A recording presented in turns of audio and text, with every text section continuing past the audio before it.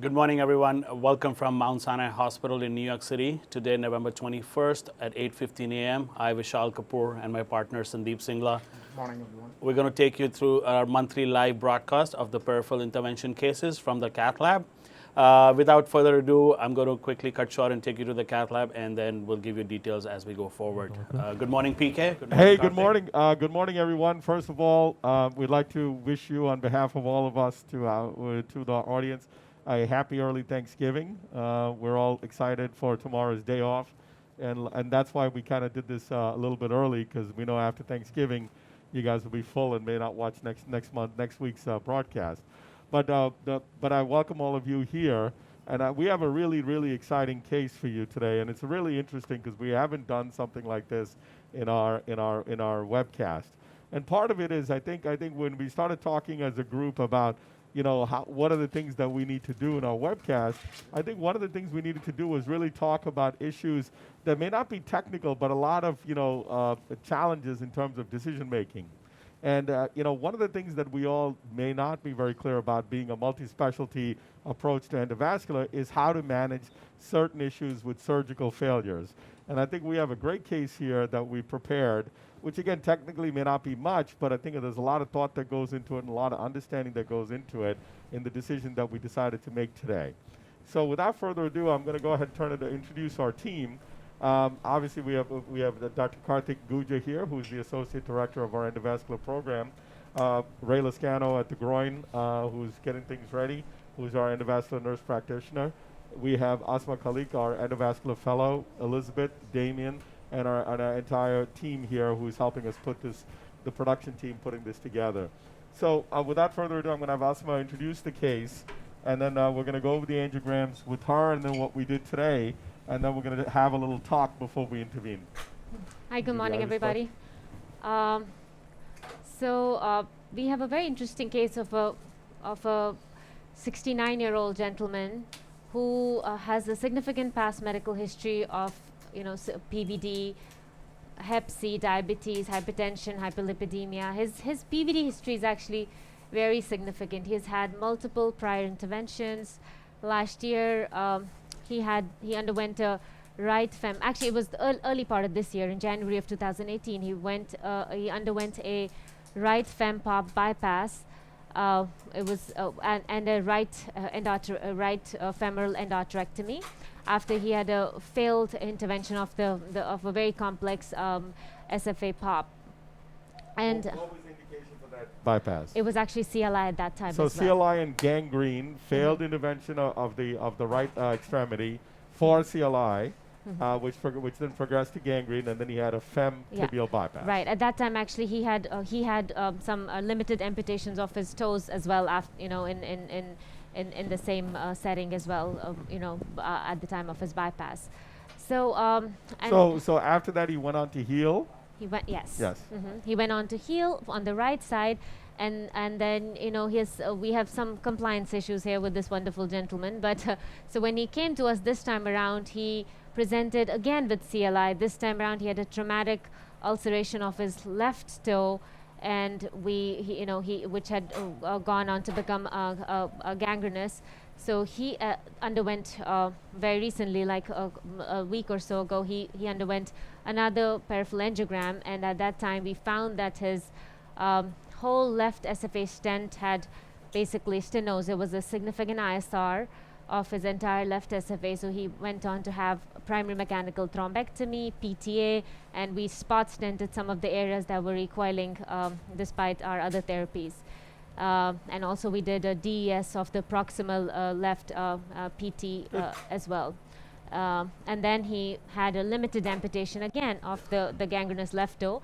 But at the same time, once we took the pictures of his contralateral side, he was noted to have significant graft touchdown disease, which we obviously did not deal with at that time. And the spectral Dopplers were kind of consistent with what we saw angiographically. It showed 50 to 99% stenosis of the mid posterior tibial artery at the touchdown of the graft anastomosis. and his velocities were extremely high. I have some of the still frames of that of his vascular ultrasounds. Next slide. Next slide. So this is the duplex that we did. So you can see it's very typical of the graft stenosis. You can see there's a marked spectral broadening and significantly elevated velocities at the level of the right graft outflow. So it's about almost 500 centimeters per second. It's 469 it was noted to be. Next slide. And if you can see, they gives you the flavor, the pre and the post. So PSVR, the peak systolic velocity ratio before the lesion and after the lesion, it is 10, and more than 3 is right considered to be significant. So it's extremely significant. Next. So this is the picture of the iliac angiogram. No significant disease, just mild atherosclerosis. Next. No, not you. So this is the picture of the graft, just a runoff, which basically goes into the right PT. Next. This is a DSA of the touchdown site, and you can appreciate about a 80 to 90% lesion of the distal touchdown. Chromo or no? Next. Chromo flow. And this is the runoff of Increase the the gain leg single and put vessel the runoff, chroma flow. essentially just that PT. Next. I'll next slide, please.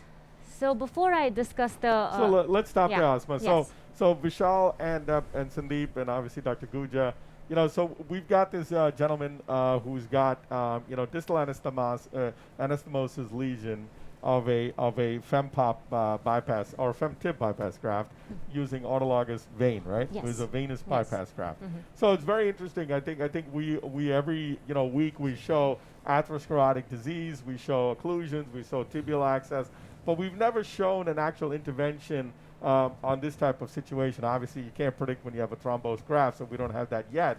But at the same time, we're trying to prevent this. So I want to talk about the approach to this. I know all of you have sent patients to bypass for bypasses, and I just want to set the table before Asma presents, because I think it's important to go over some of these things before we talk, and I think it's important to get us all on the same playing field. So what I've asked Asma to do is put together a brief overview of this. But before we do that, I just want to have a consensus among us. I know we don't have a surgeon in the room. We had asked one of them to come. Unfortunately, they couldn't come. They had an early morning case at Beth Israel, and he couldn't come. But at the same time, I think as interventional cardiologists or radiologists or whoever non-surgical people who deal with this, what are the options? Sandeep, let me throw it out to you. What are the options for this? When you see this kind of patient and you know that they have a bypass graft, touchdown site, say this exact patient, restenosis, what are your options for management of this patient? So, couple of things. I can't hear you, Sandeep. 500 more. Can you hear me now? Yeah. Okay. Barely. Couple of 500 things more on happen. this patient with a bypass. Graft, no? First Maybe point take is, 1 hour time, no? what in natural Now, history, just give it. about 50 to 60% of patients may be asymptomatic. So angiomet? that is very important Oh, to it's understand. angiomet. Oh, then it's okay. That Sorry. they may not have claudication, they may not present with the CLI, even if they have a graft stenosis. So I think that I don't know. I didn't see this person, personally in the clinic, but I presume he was under surveillance. So No, that's number one. he was not. He was not. Compliance so issue. that's a missing link. Second point in that surveillance story, why surveillance is No. important. Let me defend our surgeons. He was put under surveillance, but he wasn't under surveillance. Okay. So poor compliance. And number two is, as anybody who takes care of this, is to realize even if a patient says that he's doing fine, that 60% of people will have asymptomatic significant graft stenosis. So that's important to realize. And coming to options, I think we have to realize. Well, let's stop there. Uh-huh. Vishal, let me throw this out to you. Why should we intervene? Why should we survey these grafts? And why should we intervene? I'm playing the cardiologist asking you the question. Well, I mean, surveillance of grafts is essentially, especially when you do an intervention, post-intervention, first ultrasound is the most important, like a baseline marker we establish. And then we follow them closely because we know that as the graft patency goes down, the chances of having recurrence, especially in this case, when the patient already had a CLI and gangrene, the chances of him having a recurrence of disease is very high. And we know that as and how CLI and amputation goes up, the cardiovascular mortality is up. So I think it's very important to monitor patient, like Sandeep said, clinically, as well as from a radiological or a vascular surveillance ultrasound aspect. So Okay, so let's stop there, buddy. I want you to go back with your lecture, and we'll come back. Okay. So let's go back with your lecture. All right. So it's just like PK said, just a brief overview of all the graft types. So essentially, grafts are used for, can be used for two types of diseases.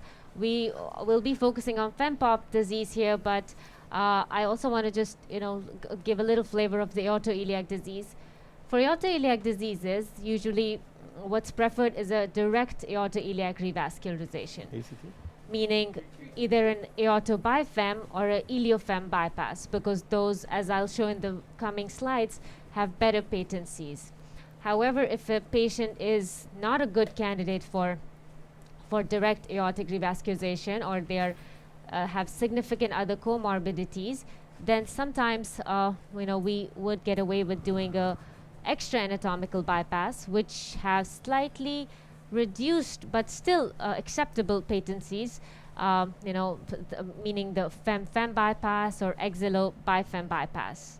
So Asma, so define extra anatomic versus direct aorta. What does extra anatomic mean? So extra anatomic basically means which is not the way God intended it to be. So you're bypassing it through other routes Other than the regular Other routes, pathway. rather, Okay. yes, exactly. And does the conduit matter there, or is that always PTFE? So actually, it doesn't matter. It has, it's mostly PTFE, and Mostly. they have because of the length that you may need for an axillobifem. right, and the diameter as well. Okay. Yeah, and they actually do very well. Like I'll show. Sure. I have I next just wanted slide. to know about yes, that. Yes, Okay. I had next slides. Yeah. So then, so go back one more. I'm sorry. Yeah, and then in the for the FEMPOP disease, we usually do the surgeons would usually do FEMPOP bypass, meaning fem above the knee bypass, or it's also called fem isolated pop bypass. Or you can do femorodistal bypass, meaning a fem tib. Tibs are preferred because tibs usually provide more inline flow, and they are not as difficult to reach surgically as the perineal.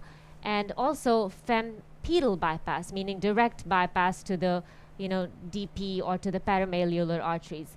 And all of these are done usually for CLI, and and from my reading now, it seems like they are preferred for instating the direct inline flow as compared to the just the FEMPOP bypass. Next. Yeah.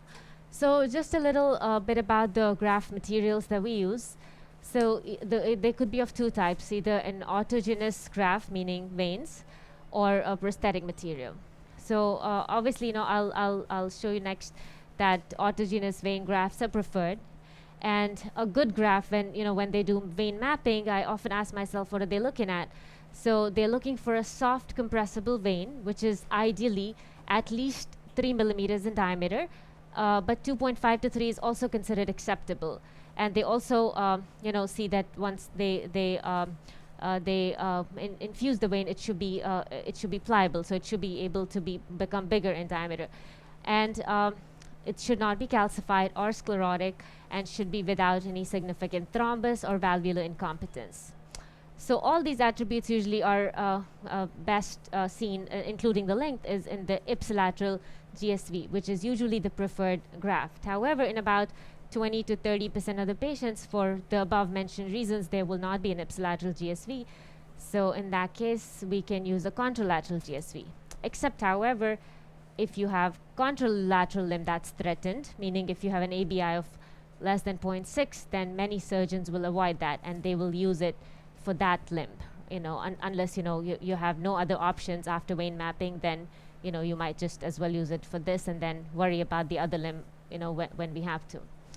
And then we have SSVs that we can use, although they're limited by the length. And then there's deep femoral veins that can be used, which are actually pretty good, but sometimes patient will have more significant edema after the deep femoral vein harvest as compared to the superficial. And then Obviously, we have arm veins, which can be used as well, basilic and cephalic veins, and then there are, cryopreserved veins. So in the prosthetic grafts, which are less preferred, especially in the infragenicular grafting are definitely not preferred. But the options that we have there are Dacron grafts, the heparin bonded Dacron grafts, and the PTFE grafts, which can be with or without cuff. So the cuff is basically the native vein that they use, and they have various names: Taylor cuff, Miller cuff. It depends upon the various fancy ways that they put the cuff at the distal touchdown. So this has sort of been used as a way to improve the patency of a PTFE graft in the below the knee space, because and it's actually according to the guidelines now should be the surgeons usually prefer to do this, especially in the in the CLI population, to improve patency. So they like to use it with the cuff. Next. So I just want to this is this is a good slide that just gives us a general flavor of the grafts used in the for the aortoiliac occlusive disease, for both the direct and the extra anatomical surgical revascularization. So the first two are direct, aortofem and iliofem, and you see that the 5-year patency is actually very good. It's 80 to 95% in both.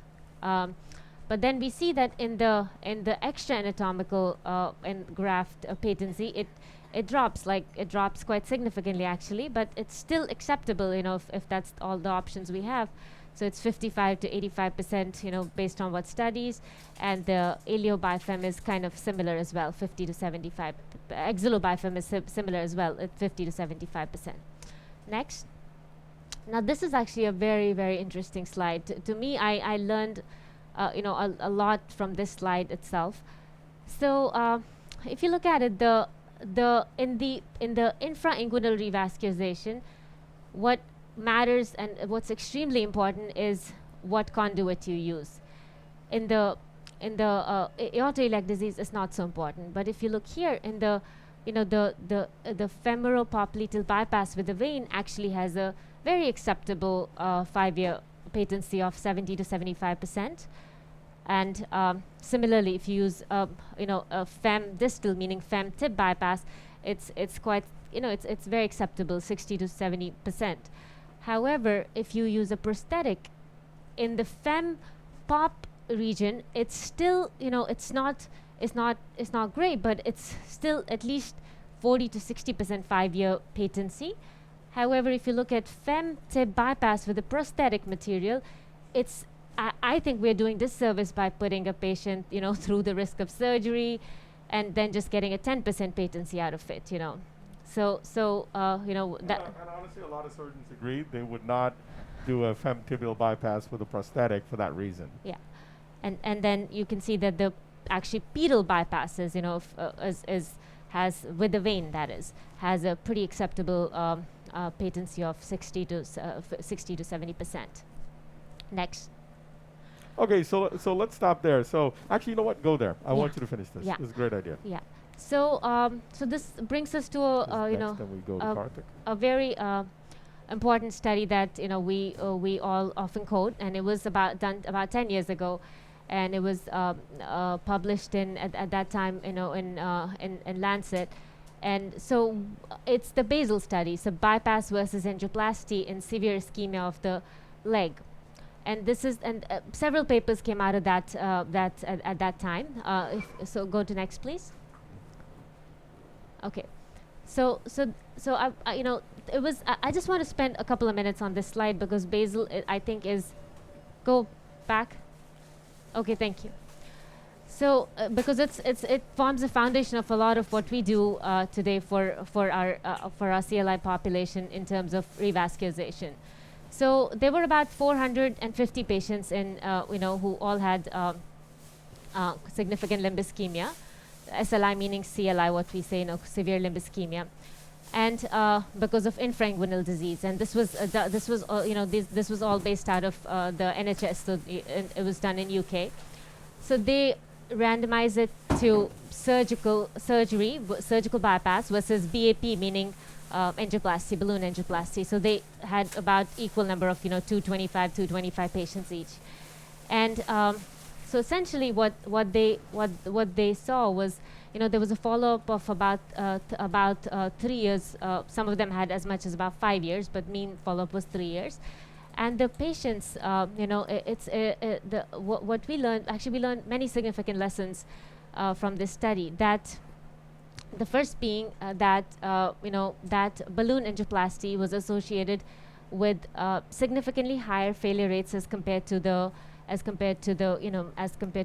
bypass surgery. And most of the times, patients who require balloon angioplasty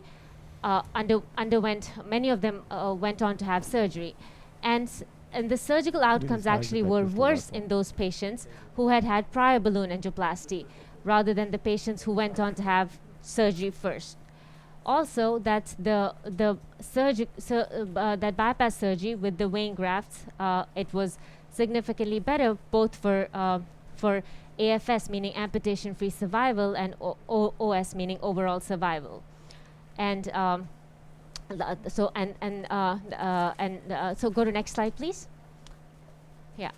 So then it's basically just summarizing what I just said, but I think it's important that I'll just reiterate it. So basically, for those, so the most important lesson is that early on, both therapies actually did pretty okay, but in those patients who have a survival of greater than 2 years, both overall survival and the amputation-free survival was better in those patients who underwent bypass rather than who went endo first.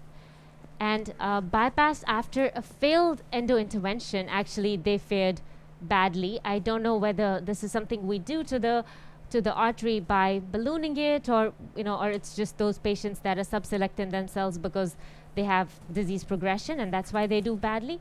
But bypass after endo first was not seen to be good. And also overall the vein bypasses fared much better statistically significantly, both for amputation-free survival, but they fared non-significantly better for overall survival as compared to the prosthetic bypasses. Next. And it's actually a very highly quoted meta-analysis, which basically, it compares the two modalities, and it was published in Journal of Vascular Surgery in 2006. Go to the next. I like to next, please. So this is the meta-analysis of C, meaning the claudicants of primary and secondary patencies. So in the top figure, the red line is basically the FEMPOP prosthetic bypass, and then the gray line is the black line is actually the FEM below the knee saphenous, and the gray line is the FEM above the knee saphenous vein graft. So as you can see, for the claudicants, obviously FEM above the knee saphenous vein graft, they fared better. So the first is the pooled primary patency, and the second graph is of the pooled secondary patencies. In both of these, you can see that the red line, which is the prosthetic grafts, FEM above the knee, they don't do well, and they have really poor both primary and secondary patencies. Next. And this is for the CLI population. Actually, I also want to emphasize that you see these differences are actually significantly more pronounced between the red versus the gray and black lines in the CLI population. Mm-hmm. So then, therefore, so the veins do much better in the CLIs. The CLI. Right, as compared to the the prosthetic grafts. Next. Okay. Now, this is a very important slide. Please. Yeah. So then this brings us to the mechanism of graft failure. So vein graft stenosis actually is very common, and as Cindy pointed out, depending upon whether it's clinical or whether it's asymptomatic, it's somewhere quoted to be about 20 to 40% stenosis in various studies over 2 years of follow-up. So there three different mechanisms of vein graft failure. The early failure, which happens usually within the first 30 days, is usually considered a technical failure. Either there was just not a good technique, or there was Suture or whatever. suture, exactly, or during the manipulation there was significant distal spasm, which eventually led to the thrombosis of the graft. So those kind of things. Then or just a poor graft, autologous graft also. And then there's an intermediate group that is 30 days to 2 years, which is kind of where our patient falls into. And usually this is thought to be related to either intimal hyperplasia, especially if it's at the distal touchdown. It is thought to be related to intimal hyperplasia, and it's more seen in the younger patients, in patients who are hypercoagulable, patients who have CLI, again, very similar to him, who are smokers and have a redo bypass. And then there's a late, meaning more than two or more years after failure of the graft, that is usually considered to be progression of atherosclerosis, or it's considered, or it could also be related to the natural progression of the compromised inflow or outflow. So of which will eventually lead to the graft getting poor blood supply, and eventually lead to the thrombosis of the graft. So this gentleman would fall into the intermediate Into range. the intermediate category. Okay. Yeah. Great. Yeah. Okay. Next, please. And then I want to spend a couple of minutes on this as well, because this is important for us to understand, because all the literature, we talk a lot about what is primary patency, assisted primary patency, and actually the second one should be secondary patency. That's a typo error. Sorry. So the primary patency is essentially defined as exempt from restenosis of the target lesion, target graft during follow-up. So what is interesting, however, is that if you treat inflow or outflow disease without actually touching the graft, that is still considered primary patency. So wait a second.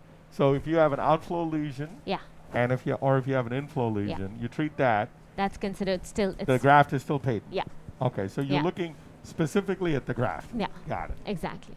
So then there's this. The second one should be secondary the second one is assisted patency, and the third one should be secondary patency. So the assisted patency is essentially defined as patency of the target lesion following an re-intervention at the target site in case of either symptomatic study or seen on surveillance. So basically, this is what we're doing here. Right. So if we do this intervention and this stays open, This is called assist. assisted Yes. primary patent. Yes, Okay. because the graft never occluded. Right. Right. Got it. And then the third one, which is it should be a secondary patency. So that basically means it reports the patency of the target lesion after the treatment of a occlusion or a re-occlusion of the index lesion. So these are usually, that means we're dealing with thrombus, and thrombotic grafts. So thrombotic occluded Yes. graft. Yes. And then you open it. That's the That's assisted. Secondary patent. Secondary patency. Yeah, Got it. sorry, that's a typo. No Yeah. problem. Yeah. Next. Okay, next. So this is very important. Yeah. So this is important. I'm sorry it doesn't show very well, but I'll try to read it out for you. So the surveillance, the focused examination of with the color flow and the clinical as well. But I want to focus on the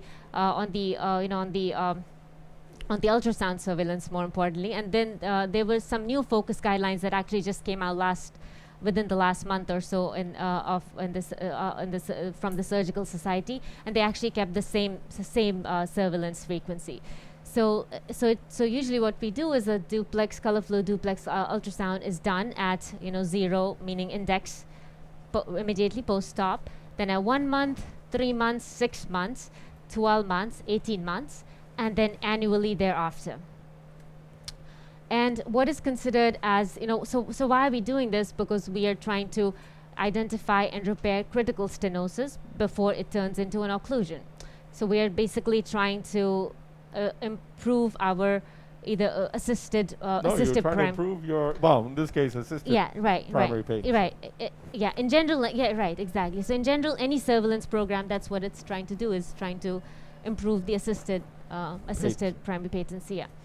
And so what what we look at is basically peak systolic velocity of more than 300, or a peak systolic velocity ratio across the lesion of more than 3.5, and that should be a comma there, and a graft flow velocity of less than 45, which is called a low flow graft, and that is also at a threatened closure because the flow is so there's stasis in the graft, and it can Well, it's basically impending closure, Impending of the graft, closure. or threatened graft, as Threatened. Dr. Guja says. right. So and the change in the ABI of more than 0.15. So and then this essentially what that table there is as it was it basically was published in JACC, and it's actually a very nice table. It tells you what to do with these numbers. So what it is that anytime there's a 20 to 30% stenosis, so that basically it just warrants frequent rescanning. Okay, so and if there's a 50 to 75% restenosis, which is defined as peak systolic velocity of more than 180 or a velocity ratio of more than 2.5, what you would do is that you would scan them, actually scan in 4 to 6 weeks is what is recommended. If the lesion does not progress during 2 cycles of testing, then what you would do basically scan at 3 monthly intervals. So obviously if you have that degree of stenosis and the patient is asymptomatic, then just increase your scanning frequency, basically 4 to 6 weeks times 2. Then if it's stable, then do it every 3 months. However, if the stenosis is more than 75%, meaning if the velocity is more than 300 and the velocity ratio is more than 3.5, which is definitely the case here, our peak velocity ratio is 10. Then what you do is that then that basically they say that there's severe or there's severe luminal reduction with a flow jet or damped distal velocities, which basically means that there's no flow going distally, then they recommend a repair. And it's also the same threatened graft like PK and Dr. Guja mentioned, that and this has to be done on an urgent basis if the peak systolic velocity is less than 45. So ours was kind of bordering there. If you notice, it was 46. So if it's less than 45, it's like you have. If I just move my probe, it'll be 35. Yeah, exactly. So you have to do it actually on an urgent basis. And then the same thing, the low flow graft, which is again, the threatened graft with a peak systolic velocity of less than 40, you just basically angioplasty and repair of the non-flow limiting stenosis is recommended. Next. So now, why do we surveil? So this is sort of an older study, but this was very crucial study, and it was essentially done by the Lundell et al. That they submit. They go to next, please.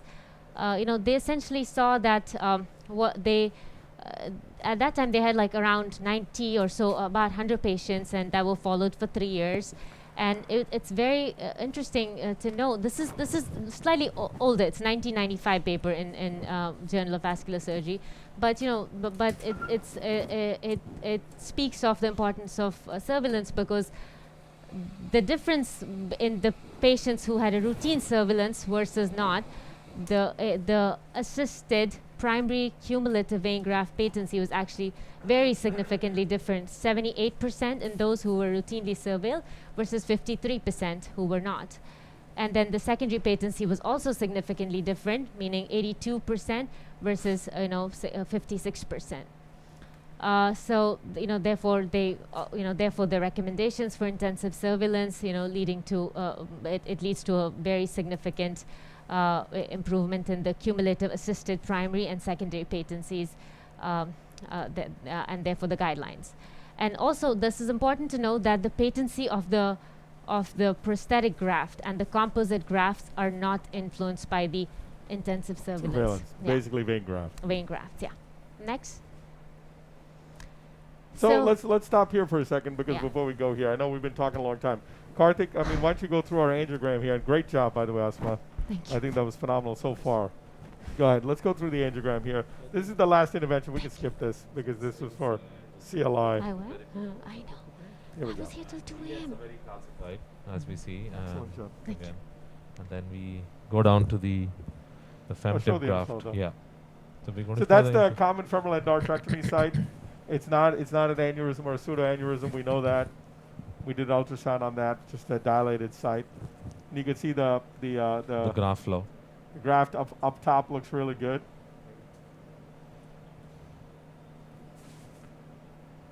and the graft. Now we're going down to the touchdown of the graft. Actually, probably the next picture is better. Yeah. So graft velocity is definitely slower. So there's no doubt about that. Much slower than it's supposed to be, even for a femtip graft.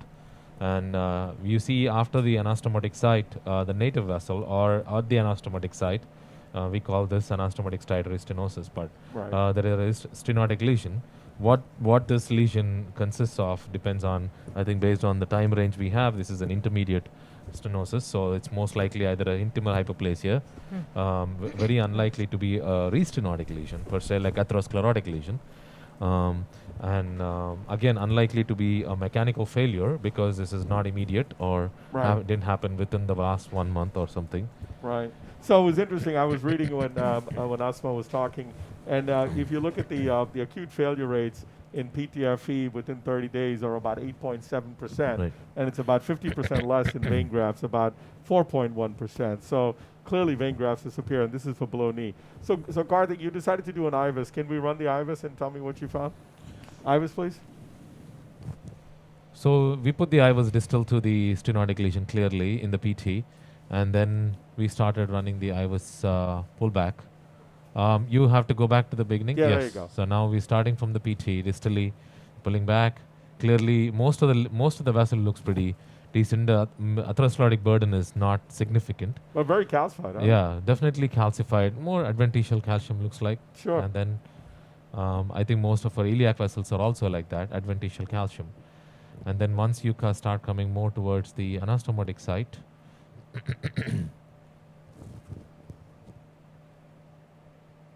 PK wanted me to go very slow. That's why it's a long. PK kept on saying, go slow, go slow. It's Well, not I my think fault. it's important, right? I think you can really see how interesting that there's really lack of atherosclerotic plaque within the vessel, right?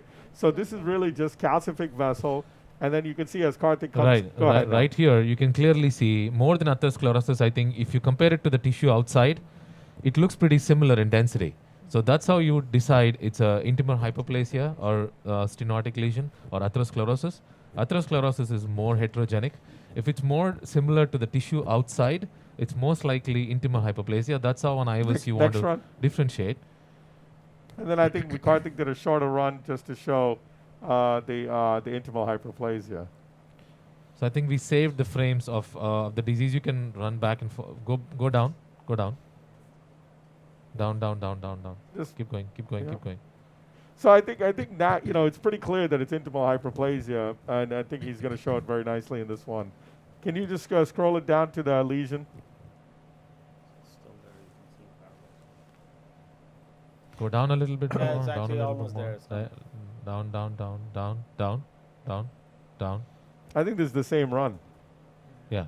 'Cause we That's did the a- one. But we that's did a- fine. Just keep. We did a Keep- much shorter run, but it's okay. Let it play. That's fine. Just let it play. Let it play. Show it. What is Show playing? show the run, guys. I know you have to pause it.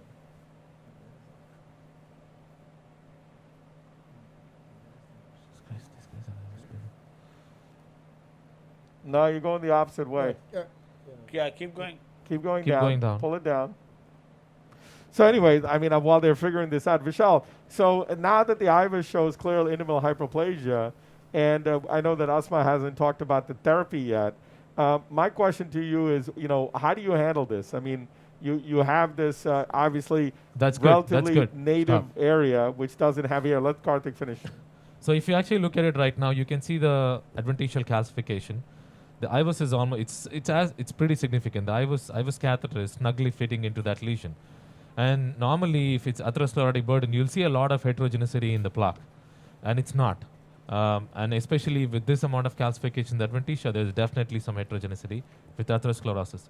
This tissue, if you compare it right behind the catheter to the tissue outside, it's pretty similar. So this is intimal hyperplasia, very clearly, right? Because it pretty much relates to any vessel outside the vessel. The tissue density is the same. So this, And I think that's a great point because you can actually now tailor your therapy because you made an That's IVUS right. diagnosis. yeah. Because this could be, an injury caused by a suture. Who knows, right? Any different thing. So now you've actually ruled out a mechanical cause and now have a physiologic cause of the injury. So having said that, let's take a vote. Let's start with Vishal. I asked you the question. How do you deal with this?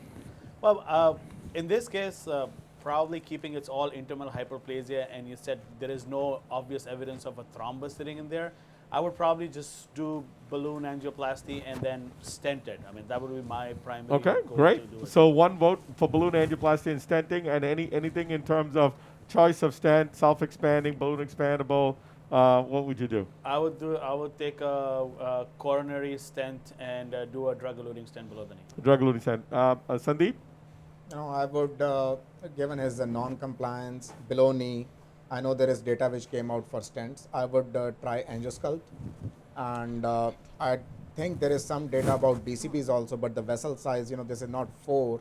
If we had something, like just hypothetical, if we had a DCB, I would have given him a benefit of angiosculpt followed by DCB, and a good angiographic result, I would have left it at that for first time. If he came back again under close surveillance, then I would put a stent, not in the first place. So Sandeep, since you brought it up, I'm going to throw it out to you. Jahad Mustafa recently presented the DCB data of Lutonix BTK. Can you just kind of summarize that briefly for the audience? So this way, I know it's not apples to apples because I think those were patients who were critical limb ischemia, and this is not a critical limb patient. And the graft was not studied. Graft anastomosis was not studied.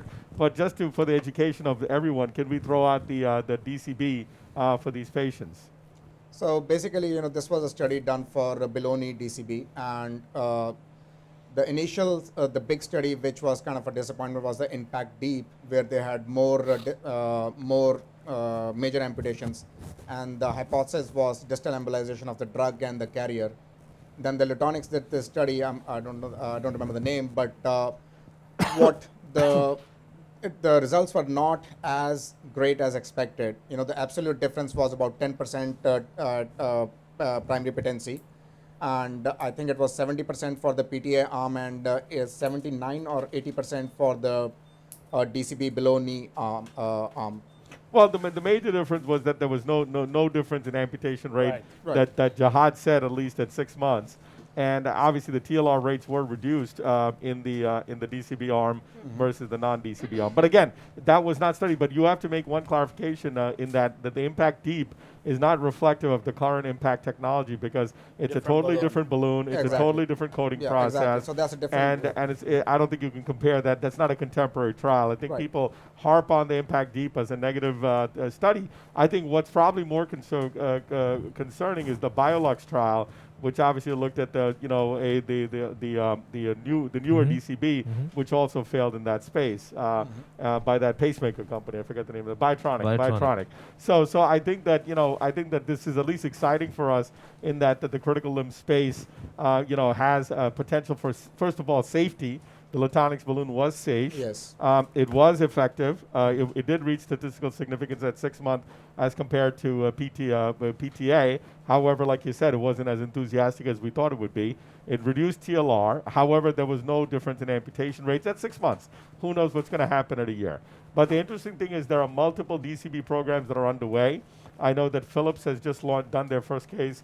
I think Dr. Gray did it in Pennsylvania about a week ago or 2 weeks ago. I know that we're going to be in that trial very, very soon.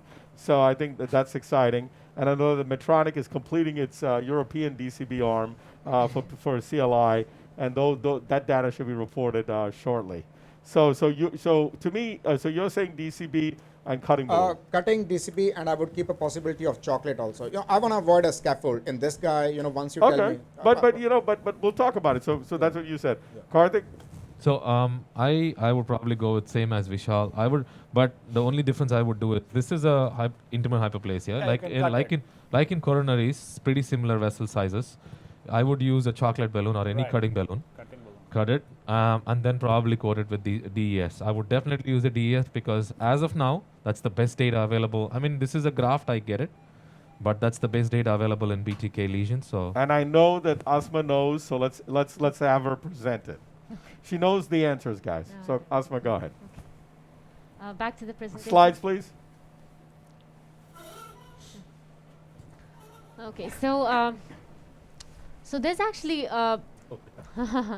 so now coming back to our how we treat these graft failures. So as like the discussion that was going on, so this is a good paper. It was actually from Egypt, and it's a it's a very nice paper. It was published in Journal of Vascular Surgery in 2015, and they essentially looked at their institution's 4 years of worth of patients who came for failed grafts that were enrolled in a surveillance program. So essentially, some of them were asymptomatic, some of them, were just based on the ultrasound. So what the study showed was that the results of the study showed that there were 96 failed grafts in about 90 patients with over a mean follow-up of 18 and a half months. And out of these, 25% of them, they underwent angioplasty, and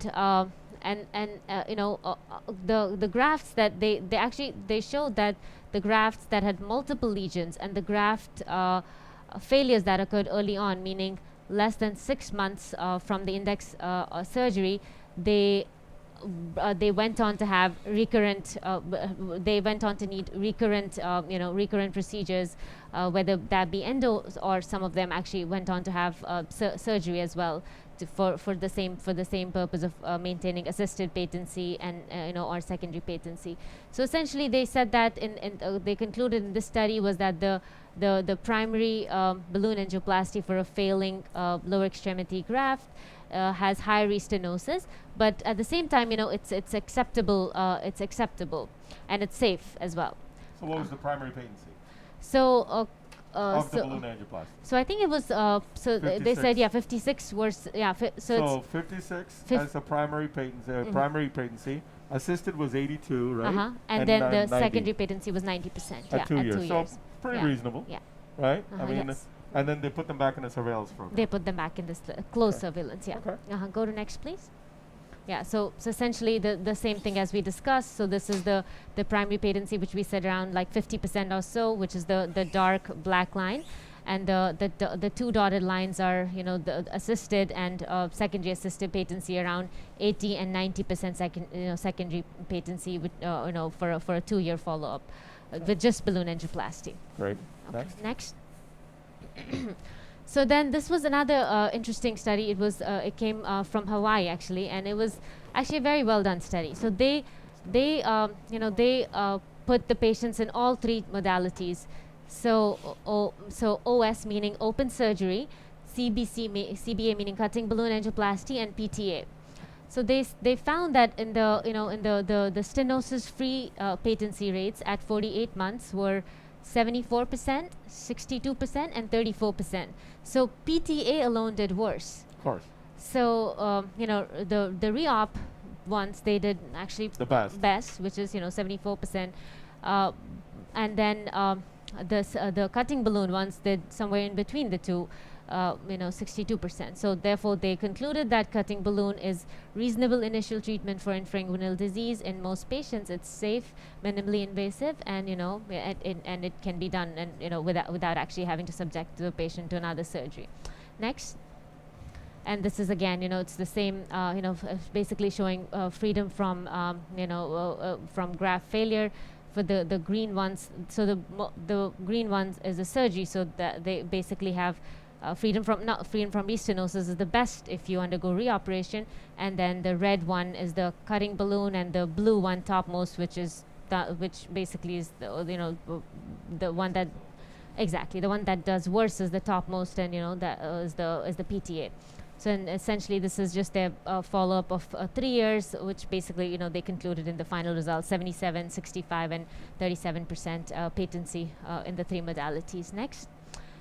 And then I also found these other papers, which basically, kind of are on the same lines, and, PTA, this Vino's paper that was published, it showed that the stenosis-free patency at 2 years was for both open, and the PTA was around, according to this paper, it was actually a little bit different from what we just saw. They said for both it was 63 patency, but these patients were carefully selected patients, meaning they had focal lesions, they didn't have diffuse neointimal hyperplasia, they only had and they had grafts that were better grafts, like meaning the graft the graft diameter per se was 3.5.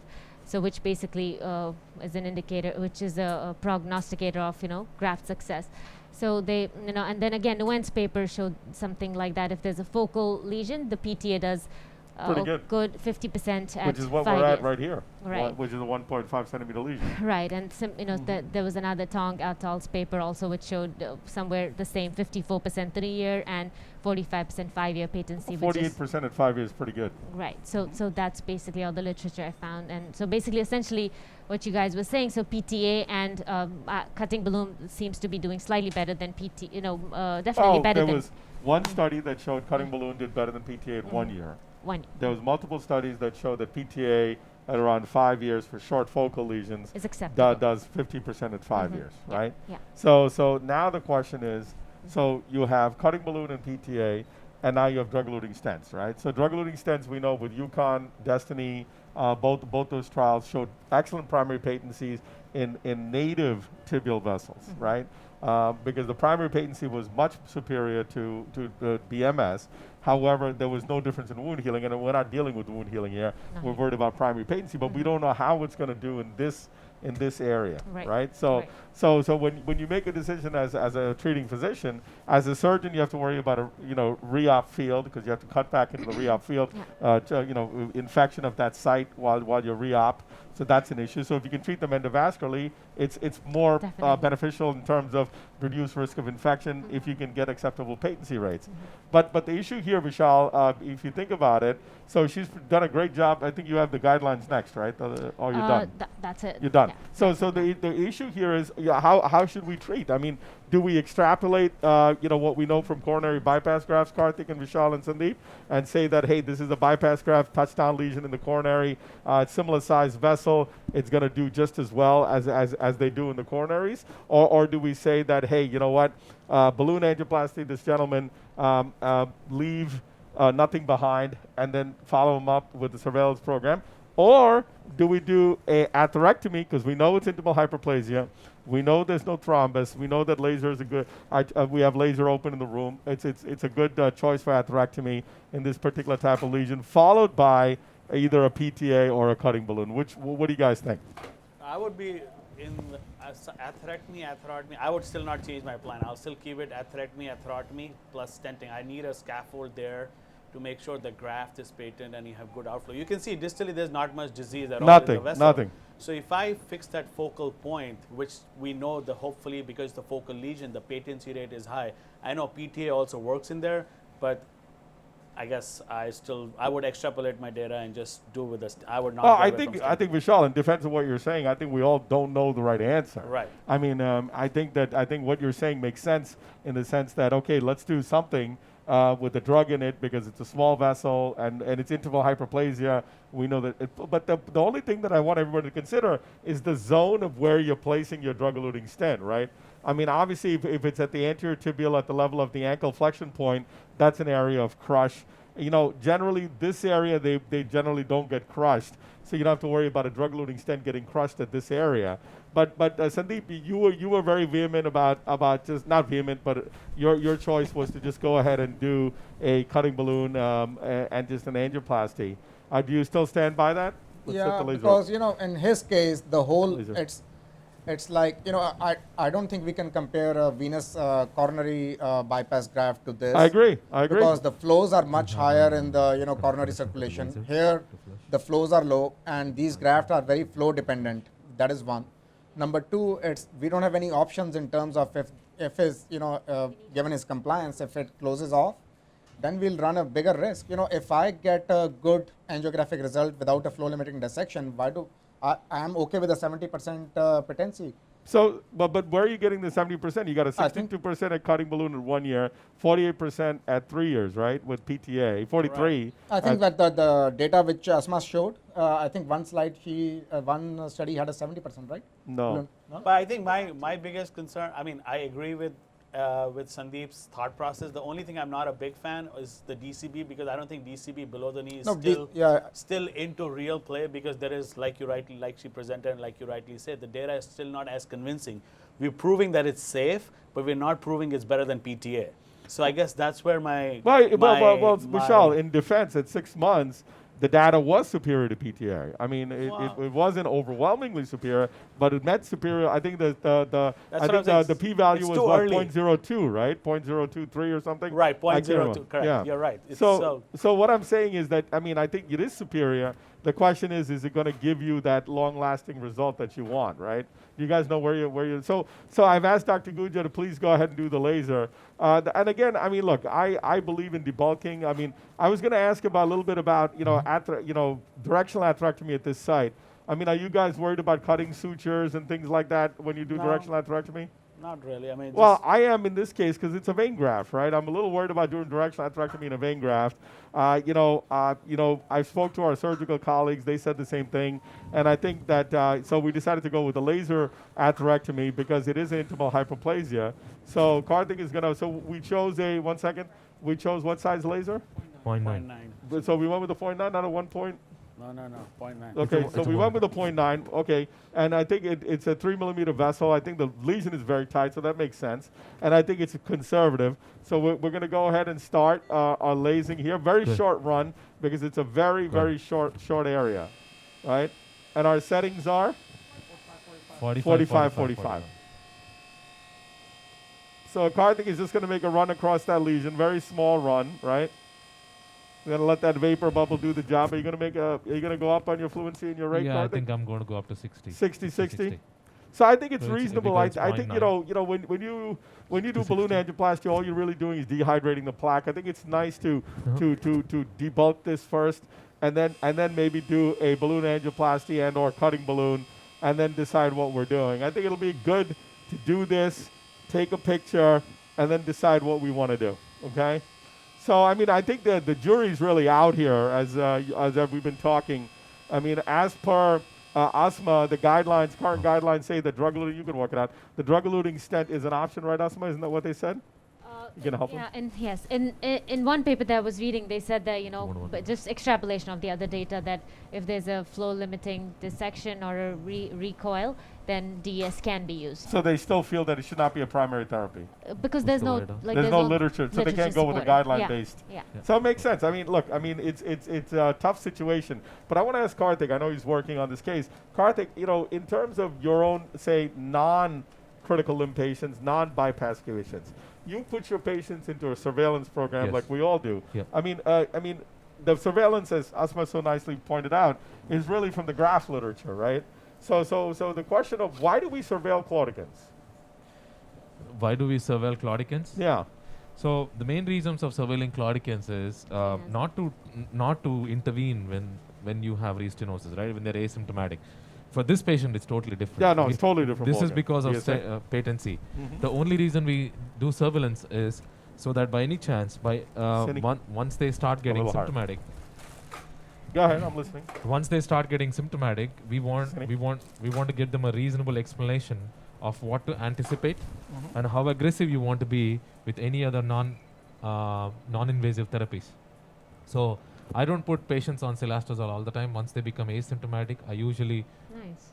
pretty decent That as well. answer works. Let's do another IVUS, guys, here. I usually take them off silastazole, but on the surveillance, if sometimes they become very stenotic. I mean, their velocities go up, but they're not symptomatic at all.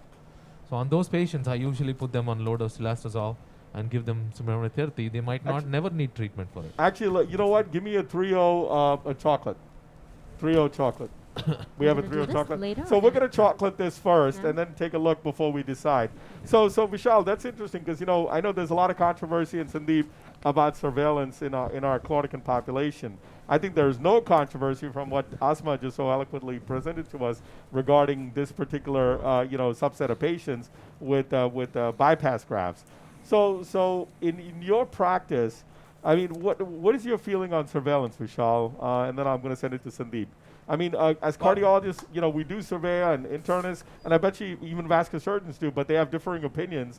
And I'm curious on what your thoughts are. Well, I mean, I usually do surveillance of patients who are at high risk, patients who are smokers, known coronary artery disease. Those high risk patients is usually surveillance helps because then you can follow them both clinically and from an ultrasound aspect to see if the symptoms correlate. Right. Because these people have a lot of tendency of coming back. So instead of doing reinterventions, it's better to start an early on surveillance program with aggressive medical management post-intervention to at least improve their patency and keep them off the re-intervention list. So that's my goal. I mean, usually low-risk patients, they do well, but it's the high-risk patients, I think, which gives them more benefit as compared to somebody else. Sandeep, any thoughts on your end, buddy?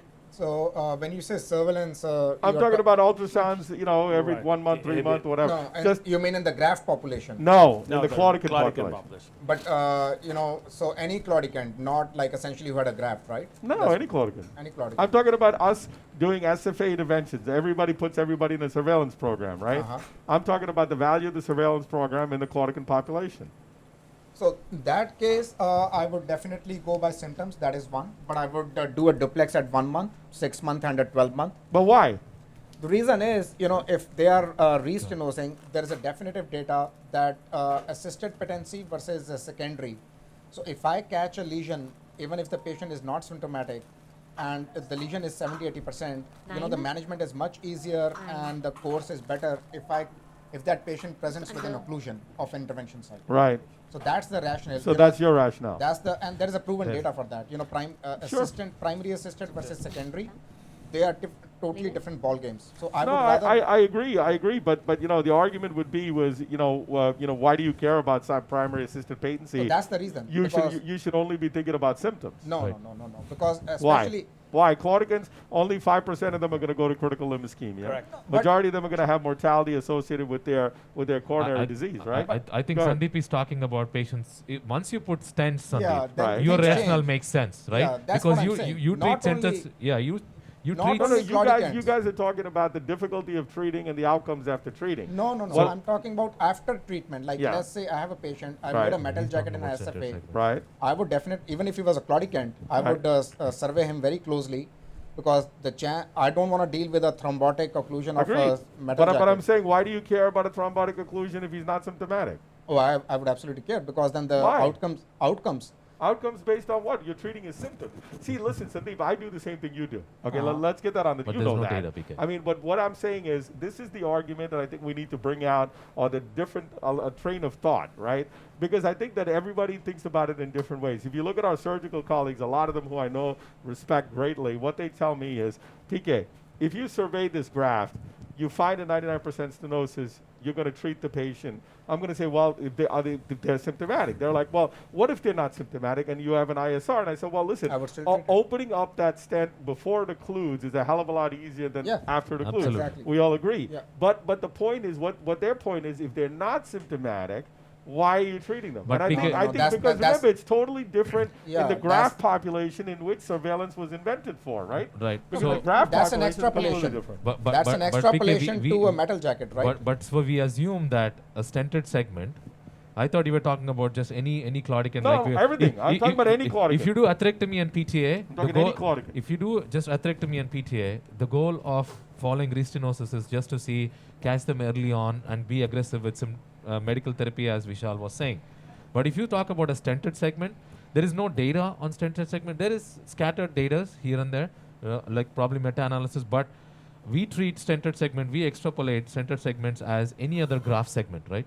We think it's like a graft. So because it is but I agree with PK. You have to understand, No. he's talking about claudication. So I have patients who have 100% Walk it SFA up. stenosis, but they run a marathon. So we don't fix it's now we're again being interventional cardiologists trying to extrapolate data. It's like having a coronary CTO, but the DCO. patient has no symptoms. DCO. You don't fix the CTO. There is no data indicated to fix a lesion We have if it to take doesn't the give you balloon out. symptoms. We have to take the Critical balloon limb out. You can't ischemia inject is a with this. totally you can? different ballgame. Okay, sorry. Then you know the No. mortality is automatically high with critical limb ischemia patients. So then it's a different Well, story. look, but it's claudications, I fun- agree. If it's there is fun- no it's symptom, you don't treat it. But bro, I mean, it's fun discussion, Vishal. But I think that's excellent because I think the point is, I think we survey, and I think our decision making should be based on physiologic studies such as exercise ABI. We all do it in our offices. I know that, and we do that. But I think it's important because this data that I think she presented so nicely is really extrapolated from the surgical issues, right? So surgical surgeons have surveyed their grafts since 1994, you said, right? Yep. So I think that, it's important for us to understand that. Okay, so now let's do this. We did a cutting balloon. We did a cutting or a chocolate? Chocolate. We did a chocolate, We did a so- modified atherectomy, right? Is that the word, isn't it? Yes. And then, so now we're going to take a picture. And then we're going to do intravascular ultrasound. Cindy? Oh, yeah. So again, I get wrong information from Ray all the time. So it was a 1.4 laser. See, I asked for it, and I thought Damien switched it on me, but he didn't. Can we get a IVUS, please? So now you can see angiographically, it looks beautiful, right? I think now we need to do an IVUS to go ahead and take a look whether we need to stand. Okay, I want to set up two scenarios while Karthik is working. Vishal, first scenario. It looks phenomenal, beautiful, unbelievable result. It looks like a newborn baby's buttocks. Okay, so the question is, what do you do? Would you still put a stent, or you wouldn't? Both you and Sandeep. Well, I would not. Yeah, now it looks very, I would definitely not. especially after doing a laser and a chocolate and modifying the plaque. I think it looks very good with excellent runoff flow, no real dissection or anything. I would now probably change my plan and just leave it the way it is and do our surveillance essentially. Okay. And if this was in Europe, I would add like a small DCB there, DCB, 3.5 right. DCB there. Well, again, but why are you against putting a scaffold? Tell me. Me? I mean, this is a non-crushed zone, right? This is Yes. not an area where the DS is going to get crushed. You don't have DCB available in America, but you have fantastic DS. So why are you so against the DS here? I'm curious. Just his, one, that's the only vessel. Number two, he But how is that? How does that change it whether it's a DCB or a DS? No, scaffold definitely gets a more thrombotic. There is data, right? Between Okay, off chromoflow. 1 second, let's look at it. I don't think that's true, right? Well, let's see. We'll argue. Let's do so- the IVUS. I thank Karthik for letting me talk and do the study, this case here. Thank you, Karthik. So you can see here, beautiful result. No dissection distally, right? And look at that, gone. So let's do it one more time. He's going to advance it forward just for everybody to know. You can see the laser did a nice job there, right? Yep. It got rid of the plaque. And I'm glad I sized it right and didn't listen to Ray. And you can see here, beautiful. Look at that, beautiful. So we have a very nice result, guys. So the question here is, okay, now Karthik, you were saying something about thrombosis with. No, I'm saying that if you really talk about any technology in BTK lesions, I think this is I don't think there's a point of discussion here that DES is the best technology available for Below the knee. below the knee, right? That's not even a discussion at this point Well, of time. not in this lead, but overall. Not in Yeah, this yeah, lesion, but yeah. overall. Yeah. I mean, I'm assuming that this is a native vessel. This is not a graft vessel, No, and it's this is clearly clear, right? native. This is clearly native vessel. So if you're talking about BTK patencies, then stenting this lesion totally makes sense. Putting a scaffold here will probably give the best patency out of everything. But just because it's a graft, and now if you're talking about extrapolation of what happens, but if you even extrapolate from coronary standpoint, putting a stent here makes sense. I would still put a scaffold here. But That's my personal opinion. That's an excellent point. But what Yeah. about Sandeep's comment about thrombosis? So but we don't see thrombosis Yeah. in native BTK lesions anyways. So why would you think there He's would worried be stent about thrombosis? flow in the. But I there's mean, good Sandeep, blood flow. But it's a I good, don't mean but, There's to good talk. blood flow going down. yeah, but there's a great outflow, right? Yeah. It's a one vessel outflow. There's no reason. And actually, if you look at the SVS guidelines and everything, stenting a one vessel flow for claudicants also is No, it's not acceptable. SVS, it's Sky. Sky Sky. guidelines is It considered doesn't 2A. say stenting. It says PTA. It doesn't say stenting. Yeah, I'm just one saying. vessel. But Yeah. if you look at the data wise, you still have highest patency with DES. No, but guys, I think we're going like different spaces Right, here. exactly. that's See, the we got to Yeah. stay in this realm. But I'm saying there's a good outflow. I This don't see case, there yeah. any reason why this would thrombose. with Okay, the now stent. let's ask the expert, Ozma. Tell me about the guidelines and what the guidelines say in this kind of, you have no flow limiting dissection. You did whatever you had to do, atherectomy balloon, now it's open. Is stenting indicated in this case? Nobody knows. It By the wouldn't- guidelines? Yeah, I mean, Nobody knows. it wouldn't be no. No. No. So the guidelines don't give you a direct answer as you should stent. So basically, if there's flow limitation, you can stent. If there's no flow limitation, you do what you want, basically, as long as you Yeah. get a good lumen. Yeah. Okay, so we're stuck. So I have now let's take into question patient conditions. This is a gentleman who thrombosed his contralateral SFA There stent, you are. Yeah. right? So he's going to be on a NOAC and Plavix, Yeah, right? That's what we decided. Xarelto Plavix. NOAC and Plavix. So he's likely not going to be on an aspirin, is he? No, we're not going to put him on an Xarelto aspirin. Plavix, Wha- yeah. So should we still do a DS based on what we know? Yeah, well, I mean, if we have to, I mean, there's no reason. I mean, he's taking NOAC and Plavix, correct? Yes. He's already on it, so putting another DES is not going to change our So management. why is he not on aspirin? Well, No. he got Yeah, aspirin. there's no we indication got for aspirin during the intervention, but at this stage we have not put him on aspirin yet, and we held his NOAC. He got aspirin today because we held his NOAC the last you 2 know, days. Dr. Krishnan, there is definitive data. Yes. When you compare surgical literature, when you have prosthetic versus a vein graft, Yes. for the vein graft, aspirin should be there. On Agreed. top of Yeah. no, That's But But remember, I don't know But if there is a patient data which we can But say patient is a NOAC, that right? Plavix And Plavix Plavix is as good or better than aspirin. That's not And there is data that Coumadin, or I would say from extrapolation, NOAC would work better in prosthetic. But the beauty here, Sandeep, is that this is a gentleman who has both limbs, 2 different therapies. The right limb, he's got a Exactly. bypass graft. Left limb, he's got DCB with a thrombotic issue Yeah, of yeah, a yeah, stent. yeah. More of So a now, clinical, in there's no this, data. in this real world situation, Right. how do we make? That's why people watch our program, right? How I old mean, is he? How old is he? He's young. He's to say 68. 60 something. 60. And how? 68. What's his bleed risk? Any previous bleeds? His hemoglobin? has blood is very low, right? Everything is very I low. would give Listen to him. the I would presentation. honestly try a triple for some time. I understand the risks of bleeding about 10%. So And yeah. I So- would add a 2.5 twice a day of rivaroxaban and Plavix 81 and Plavix 75, aspirin 81, and then close surveillance. That would be my strategy if he's a low bleed Vishal? risk. Well, I mean, like I said, he's a stable guy with Yes. no gangrene or anything. I would probably not include aspirin right now. I'll just Yes. keep the Plavix and the NOAC. Continuing, like you said, it's a real world patient, so I mean, we're not Yeah. arguing data right now. So I would just probably. Oh, keep there on is no Plavix. data. There's no data Right. to argue, right? But what I'm trying to This say is guy I'll wasn't just keep it studying. on Plavix and NOAC and just follow him clinically. Here, as it looks good, I would probably not stent it and just do a close surveillance. My friend? I mean, we have always extrapolated data from the coronaries. So if you extrapolate the data from coronaries, I would not add aspirin for now. Okay. And I think everything has worked well for now, as of now, by extrapolation.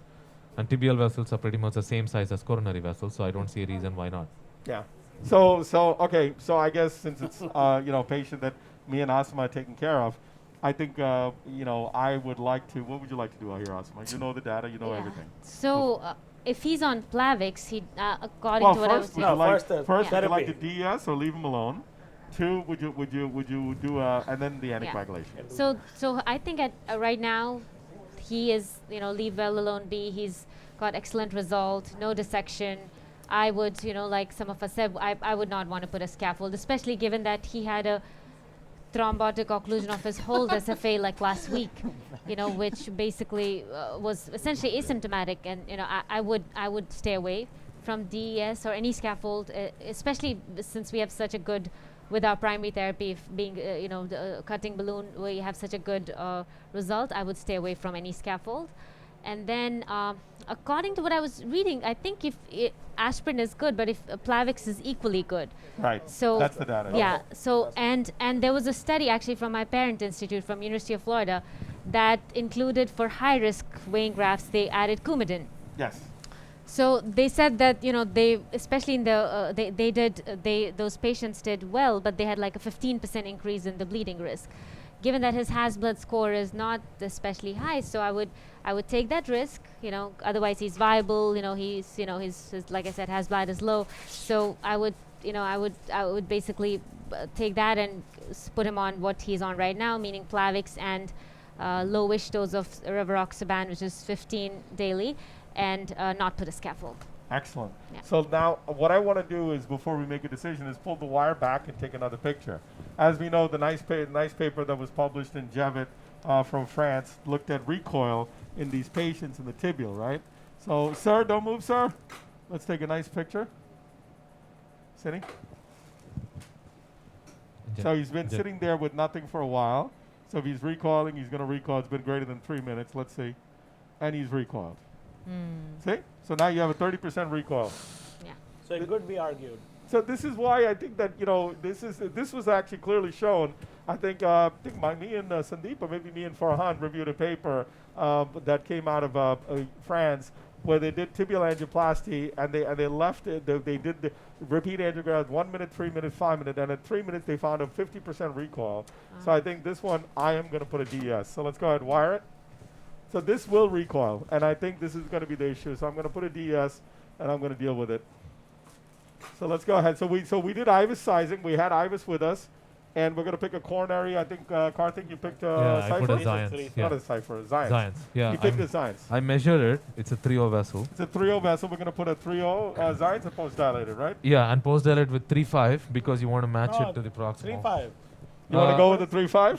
Yeah. What did we get on IVUS? Is it 3.0? 3.0, right It's there. a 3.0. Yeah, show Actually, the the IVUS, distal please. vessel is We're 2.8. gonna, so again, No, we No, we but have. lumen to lumen or is it lumen to lumen. No, Show but the- I would show go. the- I would go adventitious to adventitious. Can you show the IVUS, please? like 3 to 5. Remember, this is a magnified view of the but angio- No, doesn't but this is Doesn't- not the lumen. Right? It's outside. You still have. It's. I this took is the not- adventitia would- to adventitia. What do you think, guys? you have a 3 to 5. I would take 3 to 5. So what do you lose by taking a 3.0 to a 3.5? Yeah, Nothing. Nothing. So let's do that. We have it open. Yes. You already made the. We have it open. So let's go with a 3.0 to 3.5. Well, and the best part is we again have IVUS to make sure we're opposed. So get us a 3.5 post-ill balloon, please. We already have one. Thank you. Again, Damien's ahead of me again. So I think this case really illustrates, again, nothing technical about this case, right? I mean, Dr. Gujo was, excellent. Obviously, you wired it without a problem, did the laser without a problem, and then we went ahead and talked without a problem. But I think the issue here is the discussion. And I think it illustrates so many things to all of us. And I thank Asma so much, for doing such a great job of bringing and highlighting all the controversies, because I think it was very important for our audience to see this. And this is probably one of the most important ones we've ever done. I got to be honest with you, because the amount of learning here is unbelievable.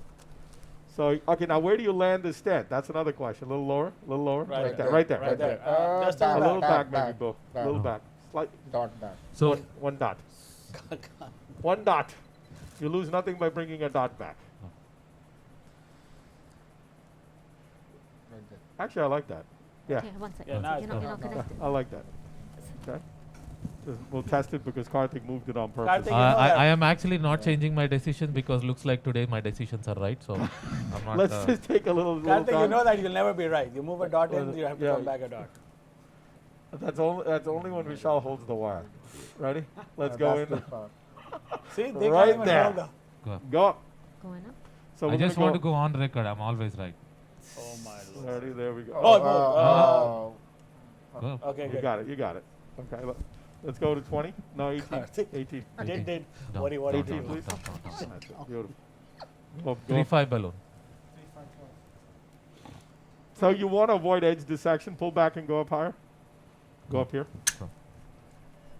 So the key here is I think IVUS helped you because you clearly did not do the 18. the distal vessel is 2.7. I think Karthik measured to that. 2.8. 2.8. So Don't. you've got a lot of data here to tell you how you want to do it. So let's go ahead and take this out. Let's get a T35 balloon, and then we'll do an IVUS. I'll just do the 3.5 short at the ostium, huh? Yeah, just 3.5 12, at maybe the ostium proximal end and a to little flip bit distal. to. So again, great discussion, guys. I got to tell you, I give it up to you. Picture. No, give me a balloon first. No picture. So Vishal, that was nice, huh? Showing the recoil in 3 minutes. No, that was very, very nice. I mean, Yeah. it definitely made a difference. And I it mean, does for- happen Yeah. with PTA, so that's why I was in the favor of scaffold to begin Well, with. I mean, we did everything. We did a chocolate, we cut it, right? And we did the right things. I think this area, this compression is going to be very unlikely. And I think it was going to do really, really well, as Karthik was saying earlier. But I think what's important is now the technique of stent placement. You want to make sure that you oppose the stent, and you want to make sure that you IVUS it to make sure that the stent is well opposed. And then I guess we talked a little bit about antiplatelet therapy, and I think what we're going to do is we're going to do, the rivaroxaban with Plavix, as Asma was suggesting. I think we stick with it on that end. What do you want to use triple therapy for a month? I don't. I really don't. I just think that the bleeding risk is prohibitive, Yeah. and I think our benefit is not much. I think we'll follow him. I think he's a good man, and Asma has spoken to him extensively about follow-up, so it'll be good. Yeah. Asma showed him the data. Showed him the data. All right, Okay. let's go up slowly. Nominal is, guys? Go. 12, 14, What's nominal? 12. 12. Down. Oh, easy, easy, easy, easy. With what? Don't push. Pull. I'm not pulling Yeah, anything. no, it pulled. I'm not. Just go up again. Go up again. So, Vishal, what's Oh, on the okay. table for Thanksgiving? I'll just hang around at home and No, finally enjoy my day off. What are you cooking? Pull anything. Oh, What am I- What are you cooking? I know your lovely wife cooks well, but what are you cooking? That's it. I'm there for the moral support. Give her the data, make sure it's enough. make sure we use the right ingredients, and that's it. So all you have to ask Vishal is, Vishal, what is there for as a sweet? What is the dessert, Vishal? What is the my dessert? Lord, you guys love my dessert. You know, it's funny. In our travels and conferences, a lot of people came up to me and spoke about the fun that we have while we discuss and talk, and they especially commented on Vishal's wonderful tie that Dr. Guja doesn't wear usually. And That's I'm so just- bad. I'm I just- just want to go on record. I have to compliment you. I on your just want to tie. go on record, but according to the new GQ magazine, Oh the my tie is God. very What is old it? style. Only old people wear it. Please. I consider myself very young and always right. So Always right. I just want to say, But a lot of talk also about Sandeep's fashion sense as well. I think PK I think took an insulting pill today. So he's, I think trying to insult everybody, but They did. I'm not I joking. love A that, lot Dr. of Krishnan. I no, just no, wa- but Sandeep, it's again, so funny. They I- all came up to. I'm telling you, about 50 people came up to me at Viva, and we're talking about our banter and our laughing and how much they enjoy watching this, and it's funny. no. I definitely go. A couple of things I want to definitely make sure it's on record because it's on record. Well, it's on record. Yeah, I'm just saying we get me at least I don't know about Wait, Sandeep because he's guys. new, but me and Vishal get abused a lot by PK. Yes. So One more go- over there. Let's go.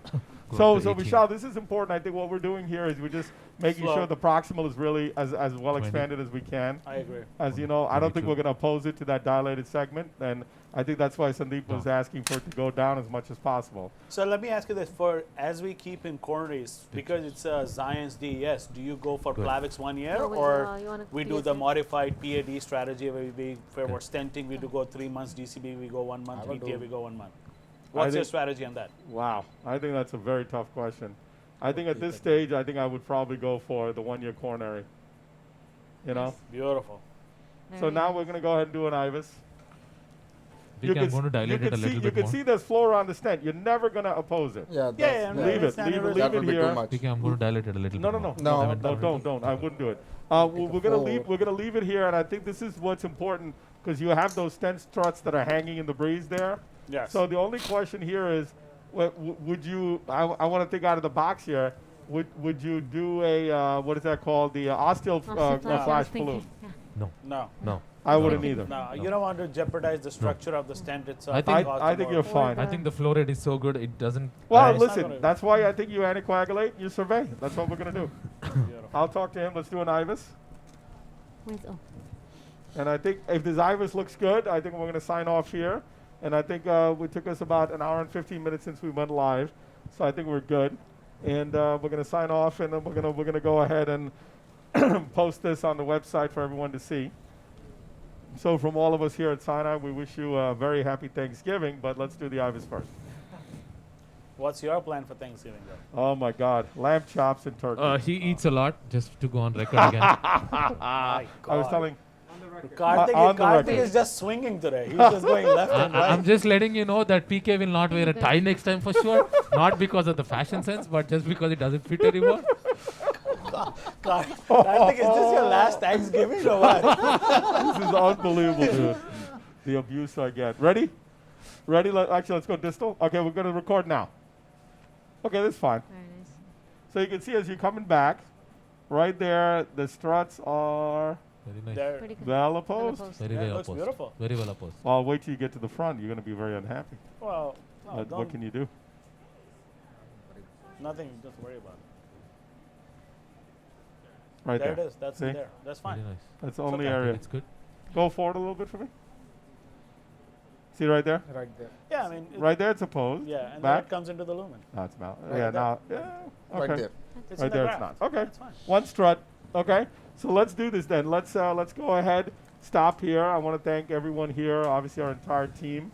I think this was a really phenomenal case. I think Asma did a fantastic job of really making the data very clear and understandable on this kind of very difficult patient that we all deal with. I do want to stress that it's important to involve the surgeon, which we did. I spoke to the operating surgeon about what we're doing. It was no longer with us, but I did speak to him and let him know what our plan was, because he's the one who obviously put the no graft longer in. with us, I thought. I think what's important is, I think as we go forward, I think it's important to look at the data and have open discussions on these kind of tough cases and how we treat. I hope this was useful to all of you. I thank our team, and I will see you in December for the next live case. And enjoy your Thanksgiving. All right. Thank you, PK. Thank you, everyone, for joining us. This case will be up and live on the archive section on ccclivecases.org. Please go on to the link, click, and you can review any of our previous cases up there. Also, our next session will be on December 19th, which is a week before Christmas, for the next live case from New York City, 8 o'clock Eastern Standard Time. Till then, everybody have a very happy Thanksgiving, and see you next month.